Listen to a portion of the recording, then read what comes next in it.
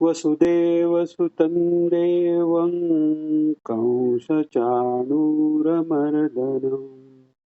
देवकी परमानन्दं कृष्णं वन्दे जगद्गुरुं श्रीकृष्णं वन्दे जगद्गुरुं श्रीकृष्णं वन्दे जगद्गुरुं. शुक्रवारी आपला तिसरा अध्याय पूर्ण झाला. त्याचा थोडासा गोषवारा घेऊन आपण आज चौथ्या अध्यायाला सुरुवात करू. तर दुसऱ्या अध्यायात ज्ञानाचं महत्व सांगितलं. त्यांनी अर्जुनाचा गोंधळ झाला की मग आत्मा हा काही करत नाही किंवा तो शरीरापेक्षा वेगळे, मग ह्या घोर कर्म करायला मला का सांगतोस, असं त्यांनी कृष्णाला विचारलं. तिथून तिसऱ्या अध्यायाची सुरुवात झाली. मग कृष्णांनी ही कर्म जी आहेत ती सगळी प्रकृतीच्या आत कशी येतात ह्याचं त्यांनी वर्णन केलेलं आहे. आणि या त्रिगुणांनीच सगळे चाललेले, फक्त तो जीवात्मा अज्ञानामुळे ते मी करतो असं त्याला वाटतं. कारण त्रिगुणात तयार झालेले जे अ, अ, स्थूल शरीर आहे किंवा सूक्ष्म शरीर, म्हणजे ज्याच्यात इंद्रिय, मन म्हणजे अंतःकरण तत्व येतं, ते त्या सगळ्याला तो मी मानतो. त्यामुळे त्यांनी केलेलं कार्य असं मानून तो बंधनात पडतोय. आणि ज्ञानाला हे सगळं त्रिगुणांचा खेळ चालू आहे हे स्पष्ट दिसत असल्यामुळे ज्ञानी त्यात पडत नाही. आता तिसऱ्या अध्यायात एक अ, भगवानांनी अजून एक गोष्ट जी केली आहे की अ, जरी ज्ञानी असला किंवा अज्ञानी असला, दोन्ही यांना कर्म कसं आवश्यक आहे ते सांगितलं. म्हणजे अर्जुनाला जरी वाटलं की आता मला ज्ञान झालं, कधी कधी असं होतं परोक्ष परोक्ष ज्ञान झाल्यावर वाटतं की हा सगळं सोपं आहे हे, आता म्हणजे आता आपल्याला सगळं कर्म सोडून ध्यान करायला हरकत नाही. तर तसंही होऊ नये. आणि अ, खरोखरचं जरी ज्ञान झालं तरीही लोकसंग्रहाकरता कर्म करणं का आवश्यक आहे हे भगवंतांनी सांगितलं. ते सांगताना त्यांनी यज्ञ ही संकल्पना दिली. म्हणजे सगळे सृष्टीचक्र हे एकातनं दुसऱ्या गोष्टीला दिलेल्या आहुतीतनं कसं चालतं आणि त्यात ते निर्विघ्नपणे चालायला जे अ, वेदोक्त जो धर्म आहे, धर्म म्हणजे त्या सृष्टीचा चे नियम, त्याची प्रकृती जी आहे ती कशी आहे आणि त्याच्यात काही बाधा न उत्पन्न करता कोणती कर्म करायला पाहिजेत हे वेदांनी सांगितलं. आणि त्याचं तू आचरण कर हे भगवान त्याला सांगतात. आणि त्याच्यानंतर भगवंतांनी त्याचे दाखले म्हणून एक तर राजर्षी अ, जनकादींचे उदाहरण दिलं. हे याकरता की अर्जुनाला जे भयंकर कर्म म्हणजे क्षात्रधर्म वाटत होता, ते क्षात्रधर्मात राहून जे अ, ऋषीपदाला पोचले, राजर्षी झाले, अशांचे त्यांनी उदाहरण दिली. आणि शेवटी आता भगवान स्वतःचंही उदाहरण देतात की तिन्ही लोकात मला करायचं काही राहिलं नाही तरीही मी कर्म करतोय. कारण माझं लोक अनुकरण करतात, तर मी जर धर्माप्रमाणे नाही वागलो, वेदांप्रमाणे नाही वागलो, तर लोक त्याचं अनुचरण करून जो काही संकर होईल त्याला मी जबाबदार राहील. म्हणजे इथे ते अर्जुनालाही सुचवतायत की तू धर्माच्या विरुद्ध, धर्माच्या अनुकूल आचरण करून वर्णसंकर नाही होणार आहे, तर तू विरुद्ध आचरण केलंस तर वर्णसंकर होईल हेही जाणून देत आहेत. आणि आपल्याला माहित आहे की व्यवहारातही एखादी गोष्ट चा जो वेटेज आहे किंवा त्याला जे महत्व दिलं जातं ते कुठून आलंय त्याच्यावरनं महत्व जातं. म्हणून भगवंतांनी वेदांचं शास्त्रात सांगितलंय हे सांगितलं, जनकादी त्याच मार्गाने गेले सांगितलं, स्वतःचं उदाहरण दिलं. तरीही कुठेतरी अर्जुनाला अजून म्हणजे अ, अ, कसं आहे की श्रद्धा तर आहे. आता त्यांनी शिष्यस्तेहम म्हटलेलं आहे, पण शिष्यस्तेहम म्हटलं तरी भक्तस्तेहम अजून पूर्णपणे म्हटलेलं नाहीये. म्हणजे शिष्य हा जेव्हा गुरुभक्त होतो तेव्हा त्याला गुरुची कृपा प्राप्त होते किंवा मग त्याला ते खरं ज्ञान त्याला ते कळू शकतं. आणि अर्जुन मी शिष्य आहे म्हणतो तसं तर अर्जुन द्रोणाचार्यांचाही शिष्य आहे. पण द्रोणाचार्य हे त्यांचे मोक्षगुरू नाही आहेत. भगवंत हे मोक्षगुरू आहेत आणि ते साक्षात परमेश्वर आहेत, त्रिकालाबाधित आहेत.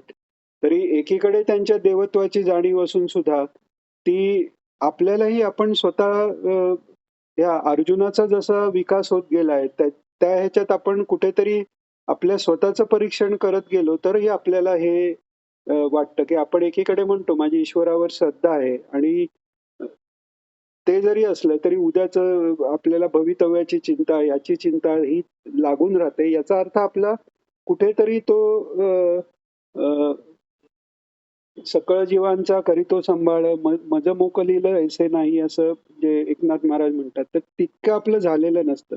तसं अर्जुनाची आता श्रद्धा आहे. म्हणजे त्याला जे काही ज्ञानी माहिती आहेत आजूबाजूला त्यातलं भगवंत श्रेष्ठ आहेत हेही त्याला माहिती आहे. कारण राजसूय यज्ञाच्या वेळी पण अ, अ, सहदेवाच्या सुचवण्याप्रमाणे पहिला पूजेचा मान तिथे अत्री महर्षी इत्यादी सगळे महर्षी ही उपस्थित असून सुद्धा श्रीकृष्णांना पहिला मान दिला तेव्हा त्याचं देवत्व माहिती आहे. पण तरीही वेगवेगळ्या परिस्थितीत वेगवेगळ्या स्केलवर त्याची जाणीव झाली पाहिजे की देव असणं म्हणजे नक्की काय हे जाणून देण्याकरता आणि त्यांनी जे मी सांगतोय त्याची क्रेडिबिलिटी आपण म्हणतो ना की एखादं ट्रेनिंग घेताना पण सांगतात ट्रेनरला पहिल्यांदा स्वतःची ओळख द्यायला लागते, क्रेडिबिलिटी बिल्ड करायला लागते तरच त्याचं समोरचे ऐकतील. नाहीतर कोणी मी सांगतो ते ऐका म्हटल्यावर कोणी ऐकत नाही. तसं भगवंतांनी आता हा चौथा जो अध्याय आहे तर याच्यात अजून आता काही अर्जुनाला जो दुसऱ्या तिसऱ्या अध्यायात उपदेश केला हे खरं तर ही जो गीतेचा उपदेश म्हणून जो आहे तो ह्यात आलेला आहे. आता याचं अर्जुनाच्या प्रश्नाने किंवा भगवंताच्या अर्जुनावरील प्रेमाने आणि आपल्या पुढे येणाऱ्या कलियुगातल्या आणि पुढच्या सगळ्या जीवांच्या दयेनी म्हणा त्यांनी पुढे पुढे त्याचं विस्ताराने सांगितलेलं आहे. पण कदाचित जेव्हा आधी त्यांनी जेव्हा गीता सांगितली असेल तेव्हा एवढ्या ह्याच्यातच त्याचा उपदेश झाला असेल. आणि हे सांगण्याचं अजून एक कारण म्हणजे चौथ्या अध्यायाच्या पहिल्या श्लोकातच भगवंत हे सांगतात की हा योग मी विवस्वानाला सांगितला. त्या श्लोकाकडे आपण येणार आहोत. पण त्या श्लोकाच्या आधी ज्ञानेश्वरीत ही म्हणजे आपण ओव्या तर नाही घेत कारण ते पुढे खूपच वाढेल. पण काही उल्लेख ज्ञानेश्वर महाराजांनी चौथ्याच्या सुरुवातीला केलाय तो सांगावासा इथे वाटतं की ज्ञानेश्वर महाराज म्हणतात की अर्जुन हा वर भगवंताचं इतकं प्रेम आहे की जी गोष्ट त्यांनी वसुदेव देवकीला सांगितली नाही किंवा नंद यशोदेला सांगितली नाही, लक्ष्मी मातेला सांगितली नाही, बलरामजींना स्वतःचेच जे अनंत शेष भगवान स्वतःचाच अंश त्यांनाही जितक्या विस्ताराने सांगितलं नाही ते सगळं ते अर्जुनाला सांगतात. एवढी ती अर्जुनाची योग्यता आहे. एवढा तो कारण ज्ञानाच्या साठी जी भूमिका लागते किंवा जे सत्वगुणाची पराकाष्ठा लागते त्या पराकाष्ठेच्या जवळ अर्जुन पोचलेला आहे. आत्ता जो तमोभाग आलेला आहे कारण जोपर्यंत जीवन आहे तोपर्यंत सत्व रज तमाचा खेळ चालूच आहे. आता जो तम त्याच्यामध्ये आलेला आहे आणि रजतमाचा जो हे आहे तो एखादी ज्योत विझण्यापूर्वी मोठी होते तसा तो तमगुण आलेला आहे आणि तो आता भगवंताच्या सांगण्याने दूर होत चाललेला आहे. आणि तरीही त्यांच्या सांगण्याला कारण अर्जुनाने तिसऱ्या अध्यायाची सुरुवात करताना म्हटलं तू प्रत्येक वेळी वेगळ्या गोष्टी बोलून माझी मती भ्रमित का करतोयस, एक काय ते निश्चित मला सांग हे म्हटलेलं आहे. तर त्यामुळे आता तिसऱ्या अध्यायात दुसऱ्या अध्यायात कर्मापेक्षा ज्ञान कसं ज्ञानाकडे आधी नेऊन मग त्यामुळे आत्मानात्म विचार झाला. आता तिसऱ्या अध्यायात कर्माचं प्रतिष्ठा झाली. आता चौथा अध्याय त्याला ज्ञान आणि कर्म या या दोन्हीची सांगड कशी आहे, म्हणजे निष्काम कर्म कसं आहे, हे सांगण्यासाठी म्हणून हा अध्याय आहे. आणि म्हणून तर याला नाव ज्ञानकर्म संन्यास योग असं म्हटलेलं आहे चौथ्या अध्यायाला. तर आता म, आपण एखाद्याला सांगतोय त्याची क्रेडिबिलिटी डिफाईन व्हायला, म्हणजे त्याची अ, अ, त्याला एक प्रकारचं वजन येण्याकरता भगवंत त्याला सांगतायत की मी हे तुला अशी तशी गोष्ट किंवा आत्ता समजवण्यापुरतं सांगत नाही, तर मी हे सांगतोय त्याचा मागचा भूमिका काय आहे याच्याकरता या अध्यायाची सुरुवात या श्लोकापासून झाली. शिल्पाते घेता श्री भगवान उवाच. श्रीभगवानुवाच इमं विवस्वते योगं प्रोक्तवानहमव्ययम् विवस्वान्मनवे प्राह मनुरिक्ष्वाकवे ब्रवीत्. आता भगवान सांगतायत की हा योग जो आहे तो मी अ, विवस्वानाला सांगितला. आणि विवस्वानाने मनूला आणि मनूनी त्याचा मुलगा इक्ष्वाकू याला सांगितला. आता अ, आपल्या एका अ, अ, कल्पात 71 मन्वंतर होतात आणि त्यातलं 28व्या मनू हा इक्ष्वाकू आपले इक्ष्वाकूचे वडील म्हणजे विवस्वान आहे. सॉरी, वैवस्वत मनू आहे. आणि वैवस्वत या नाव त्याचं आहे कारण विवस्वानाचा तो मुलगा. तर विवस्वानाला हा योग सांगितला. विवस्वान म्हणजे या युगातले जे सूर्य ही जबाबदारी असण्याची जबाबदारी ज्यांच्यावर आहे ते विवस्वान आहेत. म्हणजे अ, कश्यप आणि आदितींचे पुत्र, सर्वात मोठे पुत्र हे विवस्वान आहेत, म्हणून त्यांना आदित्य हेही नाव आपण घेतो. त्या विवस्वानांना यांनी उपदेश केलाय. आता अ, अ, एका सॉरी, एका मन्वंतरात 71 युगांची पूर्ण सायकल येते. म्हणजे 4 युगाची एक सायकल, अशी 71 सायकल एका मनूच्या काळात म्हणजे एका मन्वंतरात होतात. आणि तर तसं आत्ता हा अ, वैवस्वत मनू हा अ,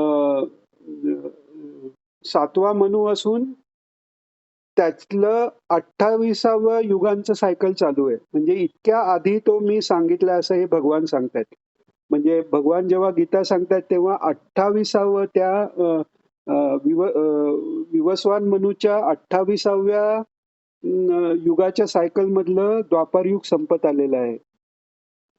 आणि मग विवस्वानाचा मुलगा वैवस्वत मनू म्हणजे अ, सूर्याची दोन बायका संध्या आणि छाया. म्हणजे छाया ही संध्येनेच आपलीच प्रतिकृती केलेली.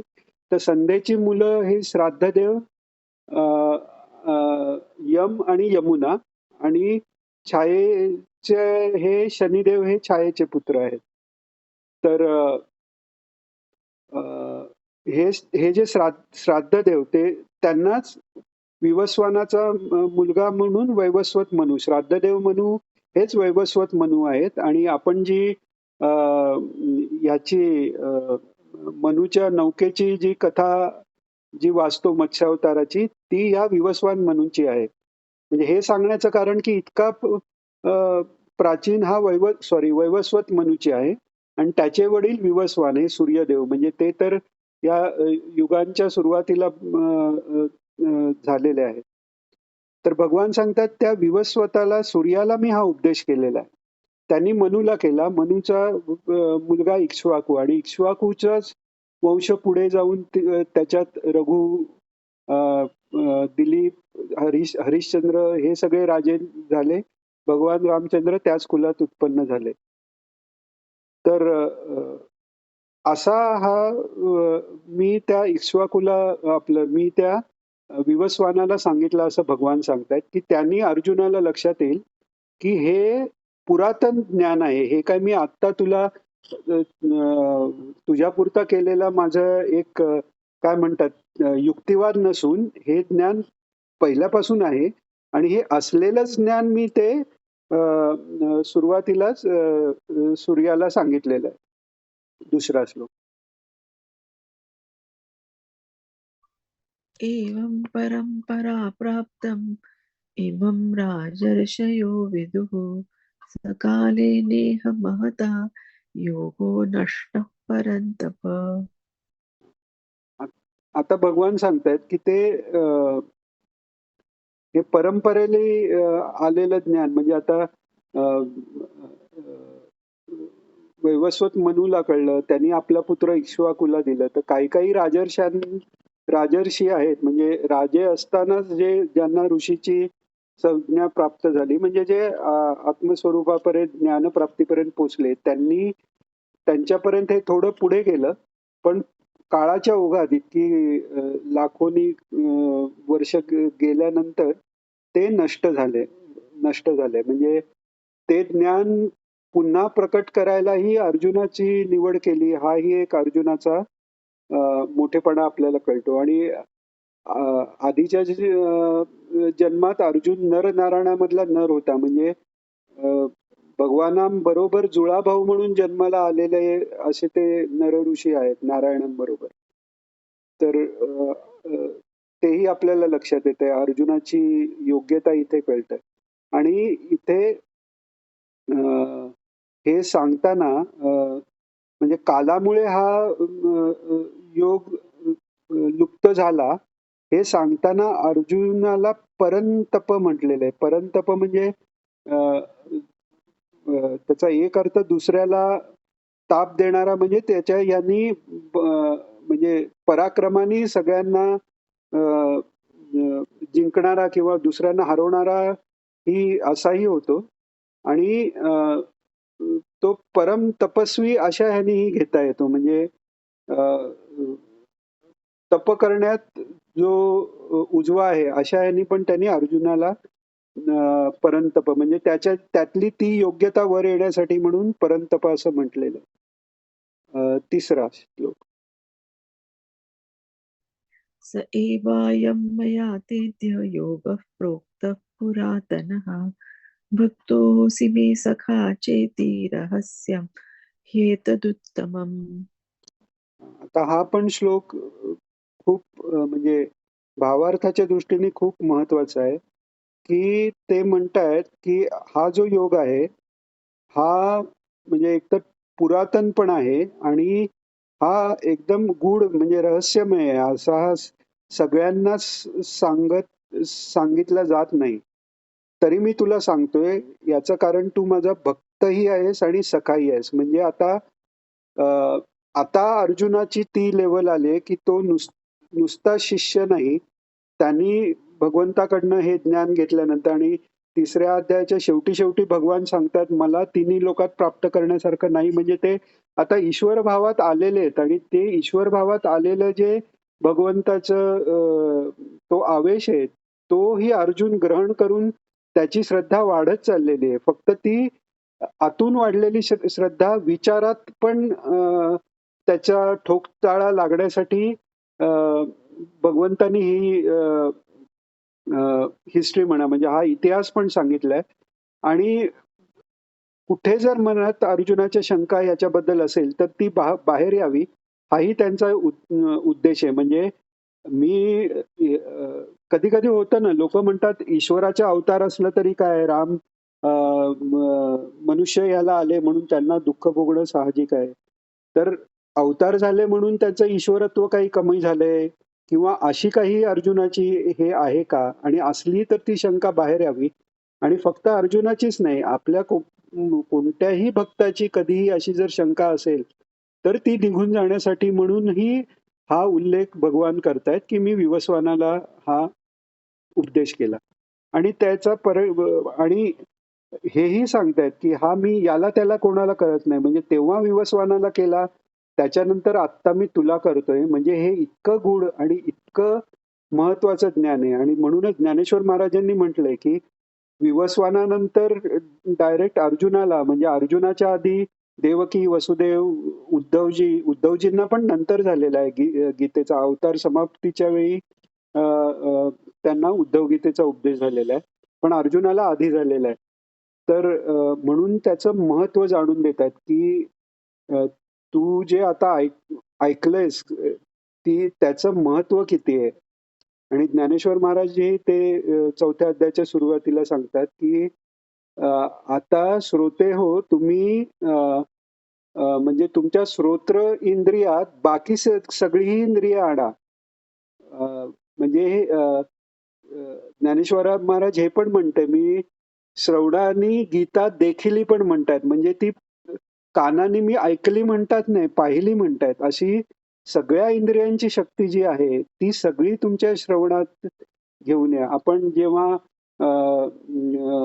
याचं ज्ञानाची साधनं पाहतो किंवा समाधीपर्यंतच्या ज्या स्टेजेस आहेत त्याच्यात श्रवण, मनन, निधिध्यासन अशा त्या स्टेप्स आहेत शेवटी समाधीपर्यंत.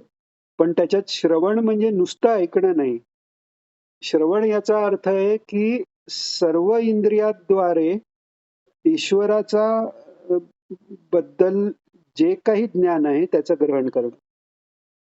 तर तसं ईश्वराची आपण कधी कधी म्हणतो अमक्या ठिकाणी एकदम भारलेलं वाटतं की तिकडे नास्तिक माणूस गेला तरी तिथे तो डोळे मिटून बसला तर अर्धा तास उठत नाही. हे आपण कधी कधी अनुभव आपण सांगतो किंवा ऐकतो. तर हे बाकी इंद्रियांनी पण ते दिव्यत्व ग्रहण करणं हे शब्द फक्त नाहीयेत. गीता ही फक्त शब्द ऐकण्यापुरती नाहीये, ती अनुभवण्याची सगळ्या इंद्रियांनी अनुभवण्याची गोष्ट आहे. आणि म्हणूनच ज्ञानेश्वरीत सुरुवातीला गीता सांगण्याच्या वेळेचा आजूबाजूचा परिसर, भगवंताच्या मनात काय, अर्जुनाच्या मनात काय, आता ही जी गोष्ट आहे ते परमेश्वराचा अवतार भगवान श्रीकृष्णांचा अवतार असलेले ज्ञानेश्वर महाराजच सांगू शकतात. त्यामुळे त्यांनी सांगितलेली आहे. तर त्या भूमिकेतनं आपल्याला ही घ्यायला पाहिजे. म्हणून ज्ञानेश्वर महामुलींनी काय सांगितलं त्याचा उल्लेख केला की सगळे आपण दत्तमहात्म्यातही ते आलेलं आहे की त्रिकरण दृढ करा. आपण म्हणतो कायावाच्या मनाने मी अमुक करतो. तसं म्हणजे काही आपली सगळी जी पंच ज्ञानेंद्रिय आहेत ती पूर्ण लावून तुम्ही आता ऐका 4था अध्याय असं ज्ञानेश्वर महाराज म्हणतात. आणि हे आता म्हणून हा जो भाग आहे की तू नुसतं सखा म्हणजे भक्त आहेस आणि त्यात परत सखा पण आहेस. म्हणजे मित्र मित्र आहेस. आता याचा अर्थ असा आहे की अर्जुनाची सख्य भक्ती आहे ते तसं ताम तथैव भजाम्यहम अशा दृष्टीने भगवंताचीही अर्जुनावर भक्ती आहे. आणि त्यामुळेही त्याचं ते त्या भक्तीने तो अर्जुनाला त्याला सांगावंसं वाटतंय जे ज्ञान त्याच्याकडे आहे ते त्याला अर्जुनापर्यंत पोचवावंसं वाटतंय. आणि आता ज्या ज्या करता त्यांनी हा उल्लेख केला विवस्वानाला सांगितलं ती अर्जुनाची शंका बाहेर आली. आणि हेच म्हणजे चांगल्या वैद्याचं पण लक्षण असतं की वरच्या लक्षणावर फक्त हे न करता ते आतलं काही जे मूळ जे कारण आहे ते बाहेर काढून मग त्याच्यावर उपचार करतात. तसं अजून काही मनात काही किंतु आहे किंवा समजण्यात हे भगवान अर्जुनाच्या शंका बाहेर काढतायत आणि मग त्याला उत्तर देत आहेत. त्यामुळे त्यांनाही हेच अपेक्षित आहे की मी सांगितलं ते ऍक्सेप्ट केलं. आता जेव्हा आपण सांगितलं तसं ऍक्सेप्ट करतो तेव्हा आपण त्याचा सर्व बाजूने विचार केलेला असतोच असं नाही. तर त्यामुळे जे श्रेष्ठ गुरु आहेत तर ते आपण वेदांतातले पण काही ग्रंथ पाहिले जसं विचारसागर असे तर त्याच्यात स्वतःच शंका उत्पन्न करून मग त्याच्यावरच परत म्हणजे पूर्व पक्ष आणि उत्तर पक्ष या स्वरूपात ते मांडतात. तर तसं ती यात जर काही अर्जुनाला अजून शंका असेल तर माझ्या या बोलण्याने ती शंका बाहेर येईल अशा हिशोबाने भगवंत म्हणालेत. आणि आता अर्जुन ती शंका पुढे ठेवतोय. 4था घ्या ताई. अर्जुन उवाच अपरं भवतो जन्म परैजन्म विवस्वतः कथमेतद्विजानीयान् त्वमादौ प्रोक्तवानिति. आता अर्जुन हे म्हणतोय की तुमचा जन्म तर अपर आहे, म्हणजे पर म्हणजे पुरातन, म्हणजे अ, वेळेच्या पलीकडचा असा आहे. याचा अर्थ खूप आधीचा. असा तो सूर्याचा विवस्वताचा जन्म आहे. आणि मग तुम्ही त्याला म्हणजे कल्प जेव्हा सुरू झालं तेव्हाचा त्याचा जन्म आहे. आणि त्या नं तो कल्पाच्या सुरुवातीला सूर्याचा जन्म झाल्यानंतर 6 मन्वंतर गेली. प्रत्येक मन्वंतरात 71 युगांची सायकल्स गेली. आता या 7व्या मन्वंतरात हा वैवस्वत मनूला, म्हणजे आपल्या पुत्राला त्यांनी हे सांगितलं. इतकं हे पुरातन ते तुम्ही सांगितलं, हे त्यांना तुम्ही उपदेश केला, हे मी कसं समजून घेऊ? आता हे कसं काय असं म्हणत नाहीये. आता हाच इकडे जो अर्जुनाचा शिष्यापासून भक्तपर्यंत जो प्रवास आहे ना, तो 3ऱ्या अध्यायाच्या शेवटी झालेला ह्यातनं आपल्याला जाणवतो, की तो असं म्हणत नाही काय, हाऊ इट इज पॉसिबल असं म्हणत नाही. कधी-कधी याच्या काही इंग्लिश भाषांतरात असं आलेलं आहे, की हे कसं काय, हाऊ इट इज पॉसिबल. तर हाऊ इट इज पॉसिबल असा अर्थ नाहीये इथे. कथमेतद द्विजानीयान, म्हणजे हे मी समजून कसं घेऊ? मला हे आकलन व्हायला जरा कठीण जाते. तू तर आत्ता जन्म घेतलेला. मग त्याला तू हे केला म्हणजे माझा विश्वास आहे. पण मला ते कसं झालं हे समजत नाहीये. या भूमिकेला अर्जुन आलाय आणि म्हणून तो विचारतो, हे मी कसं समजून घेऊ? किंवा असं कसं समजू मी? त्याच्यावर आता भगवान म्हणतायत. श्लोक 5. श्रीभगवानुवाच बहूनि मे व्यतीतानि जन्मानि तव चार्जुन तान्यहं वेद सर्वाणि न त्वं वेत्थ परन्तप. हां. तर आता अ, अ, भगवान हे सांगतायत, की हे परत त्याला परंतप म्हणतायत, की "हे अर्जुना, माझे आणि तुझे भरपूर जन्म झालेत आणि ते तुला सगळे लक्षात नाहीत, पण मला लक्षात आहेत, किंवा तुला माहीत नाहीत, पण मला माहीत आहेत." आता इथे पुन्हा परंतप म्हणतात, याचा अर्थ एक अर्जुनाला ही पण जाणीव करून देतायत, जी 3ऱ्या ह्याच्यात दिली, की हे सहज सगळ्यांना सांगितलं जात नाही, पण तुझं इतकं तप झालेलं आहे पूर्वी, त्यामुळेच मी तुला हे सांगतोय. त्यामुळे परंतप याचा अर्थ तुझं फक्त आजचं तप नाहीये, ते खूप तुझं पुरातन कालापासून भरपूर तप झालेलं आहे, हीही त्याला जाणीव करून देतात. म्हणजे एक त्याचाही एक स्वतःबद्दलचा जो कॉन्फिडन्स आहे तोही वाढतोय तिथे, आणि स्वतःची ओळखही ते करून देतायत. आणि 4थ्या श्लोकात पण जेव्हा अर्जुन विचारतोय, की हे तुम्ही सांगितलं ते हे कसं काय? तेव्हा त्याच्या मनात अ, हे भगवान आहेत, पण आत्ता हा वेगळा अवतार आहे. त्यामुळे मी ही संकल्पना अजूनही कुठेतरी देहाशी अर्जुन लावतोय, की हा देह तुमचा आत्ताचा काही वर्षापूर्वी 100-125 जे काही वर्ष असतील त्यापूर्वी तुमचा जन्म झाला असेल. आणि हे तर किती युगांच्या पूर्वी, म्हणजे करोडो वर्ष आधीचा जन्म आहे. म्हणजे तरीही तो देहाच्या बाबतीत विचार करतोय. म्हणून भगवान सांगतायत, की माझे वेगवेगळे जन्म झाले, म्हणजे वेगवेगळे देह मी घेतले, म्हणजे तो ह्या देहात मी आणि आधीच्या देहात मी नाही असा नाही, याची कंटिन्युटी परत अर्जुनाला ते समजावून देतायत आणि सांगतायत, की तुझेही पुष्कळ जन्म झाले आणि माझेही पुष्कळ जन्म झाले. तर 6वा श्लोक. पुढे ते अजून एक्सप्लेन करतायत. अजोऽपि सन्नव्ययात्मा भूतानामीश्वरोऽपि सन् प्रकृतिं स्वामधिष्ठाय सम्भवात् सम्भवाम्यात्म मायया. आता इथे हा एक जो अ, अ, श्लोक जो आहे तोही खूप महत्वाचा आहे. म्हणजे कधी-कधी ज्ञान योगाच्या मार्गाने जे पुढे जातात, किंवा अ, किंवा आपण काही उपनिषदांबद्दलची पुस्तकं किंवा ज्ञानाची ब्रह्मसूत्र भाष्य घेतलं, किंवा अ, अ, जर आपण विचारसागर अशासारखी जी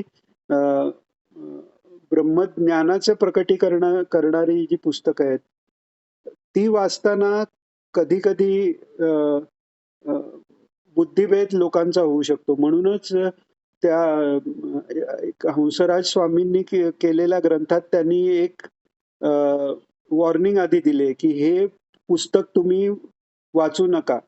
नाहीतर चांगलं होणार नाही.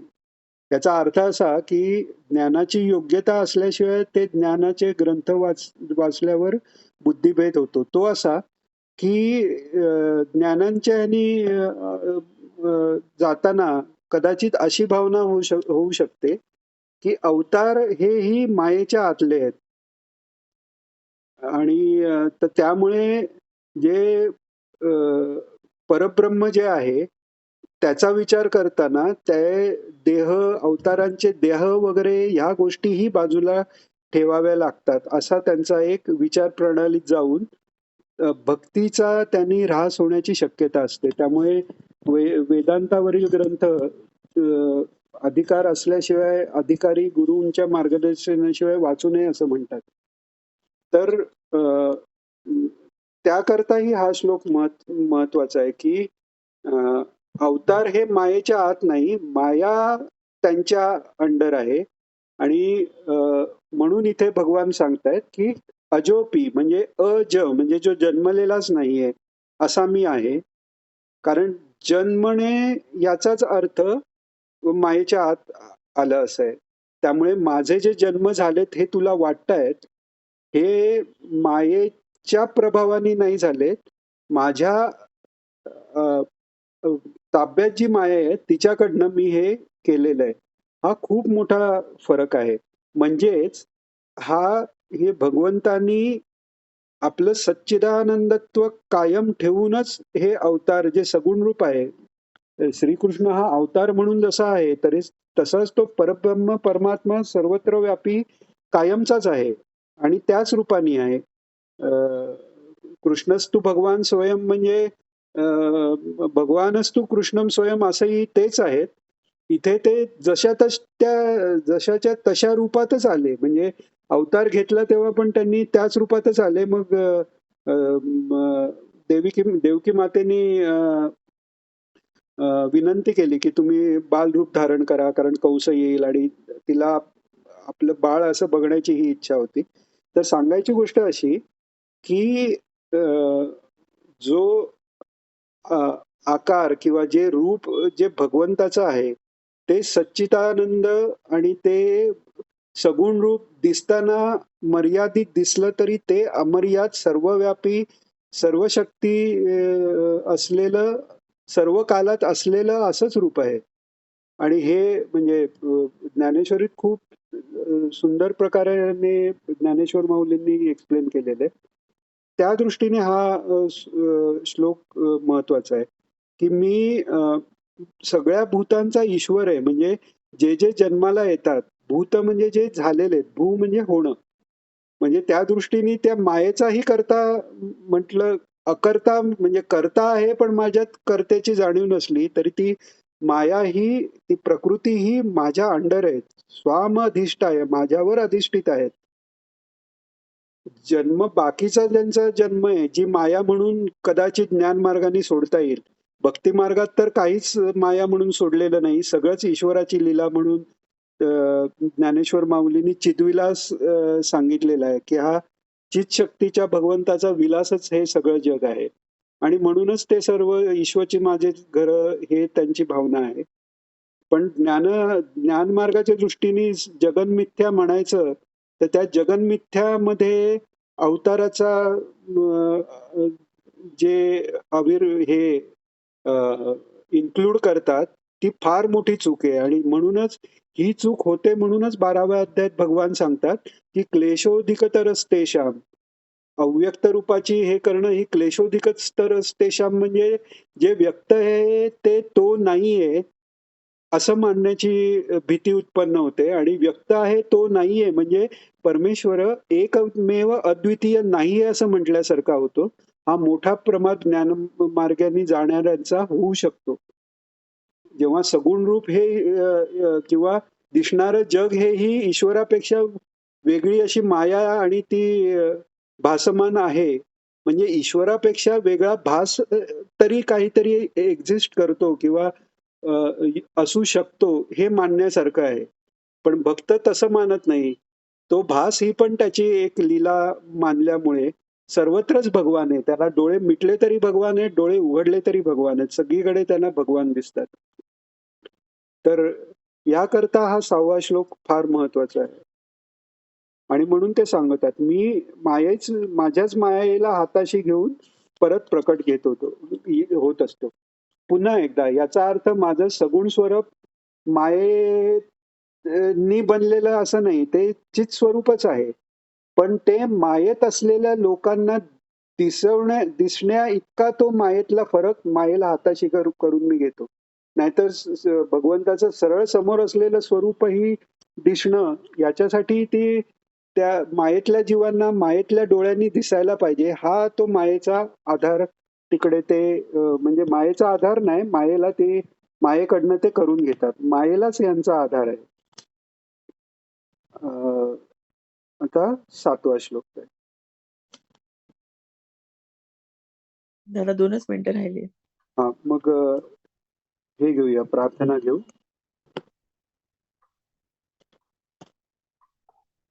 कोणाला काही शंका आहे का? विचारून ठेवता येईल म्हणजे उद्याच्या ह्याच्यात त्यांनी सुरुवात करता येईल.